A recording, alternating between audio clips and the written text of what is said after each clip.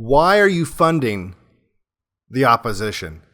Not that long ago, a prominent figure on the right was bragging about how much money they had made on Netflix stock, and it really underscored for me the absurdity of some of these people that complain about the left's ability to pour billions into their propaganda, while at the same time they are donating to these very causes. It's amazing to me that these people that are always crying about that they wish they could do something and they're tired of all the injustice. If only there was something they could actually do to fight the globalists. Anything, of course, other than canceling their Amazon Prime account. Anything other than canceling their Hulu subscription.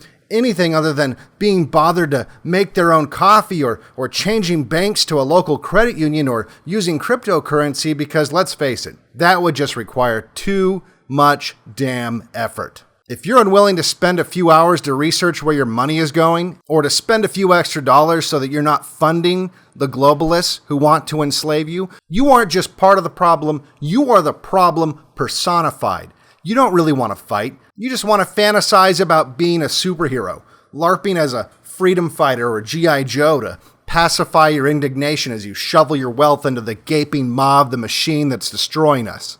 You are pouring gasoline on the fire we are trying to fight. Fighting for freedom isn't like video games designed to deliver rapid doses of dopamine to distract you from the reality unfolding around you. Sometimes it's as simple as paying a little more for shipping from a company owned by patriots, driving an extra mile for coffee, or funding free media. And if you can't be expected to do that, what makes you think you could be trusted in a real fight? Another thing people avoid thinking about or make excuses for is working for these globalists. They might justify the enemy profiting from their labor because they also make money, but how is that any different than how the globalists themselves justify their behavior? They too justify their actions because it benefits them financially. Don't delude yourself into thinking that you're any different if your actions and motivations mimic theirs exactly. When they make the decisions that they make that hurt the country and our society, they too are doing it for money.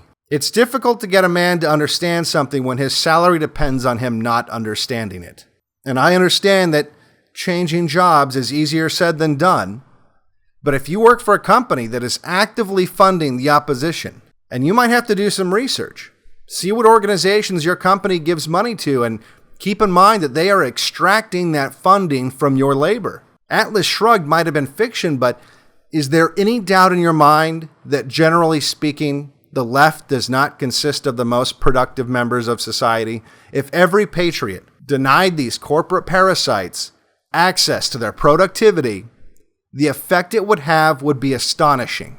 I've worked in a variety of fields, and one thing has remained constant, and that's something I call the 80-20 rule, which means 80% of the workforce in any given company, whether it's delivering pizza or writing software, is riding on the coattails of the other 20%. If you're paying attention to the world and you're worried about the future of the civilization, chances are you know exactly what I'm talking about because you're probably part of the 20%.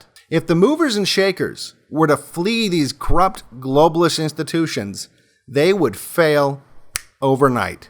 Or better yet, maybe you can start your own company and become their competitor to accelerate their demise. These are all things you can be doing right now.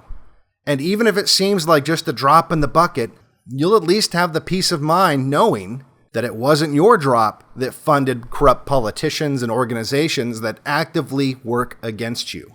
People keep asking me, Devin, what can I do? Often implying, when is it time to take up arms? And that time may come.